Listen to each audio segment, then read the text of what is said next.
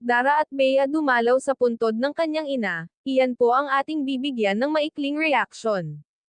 At kung bago ka pa lang sa munting channel na ito, paki-subscribe naman, maraming salamat. At hiling ko lang natapusin ang panunood para maintindihan ang nilalaman nito.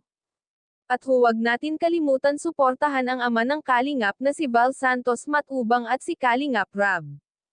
Dahil nga sa ondas ngayon, Dara dumalaw sa kanyang ina at kapatid nito para magsindi ng kandila. Ngunit laking gulat niya na kahit isa sa mga kapatid ng ina niya ay hindi man lang ito dumalaw dito. Kahit ang iba rin niyang mga kapatid ay hindi din dumalaw at tumulong man lamang para maglinas ng puntod ng kanyang ina at kapatid. Pagdating nilang magkapatid ay sila pa ang naglinas nito ni Bea. Imbes na sama-sama sana silang pupunta para maglinas at magsindi ng kandila ay mga hindi ito nagsidating. Tanging silang dalawa lang ni Bea at ang lola nito ang naglinas at nag-alay ng kandila sa kanyang ina at kapatid nitong yumao. Patong-patong na talaga ang tampo ni Dara sa kanyang mga kapatid dahil hindi ito pumunta at hindi man lang tumulong at kahit ang tatay niya masama na rin ang kanyang loob.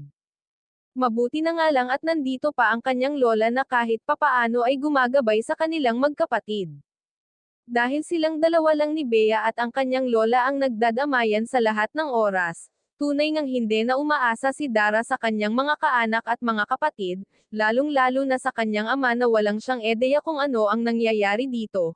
Hindi na daw talaga siya aasa sa kanyang ama dahil hindi na siya sigurado kung uuva pa ba talaga ito. Hanggang dito na lang ang update ko mga Kalingap, maraming salamat at God bless sa inyong lahat.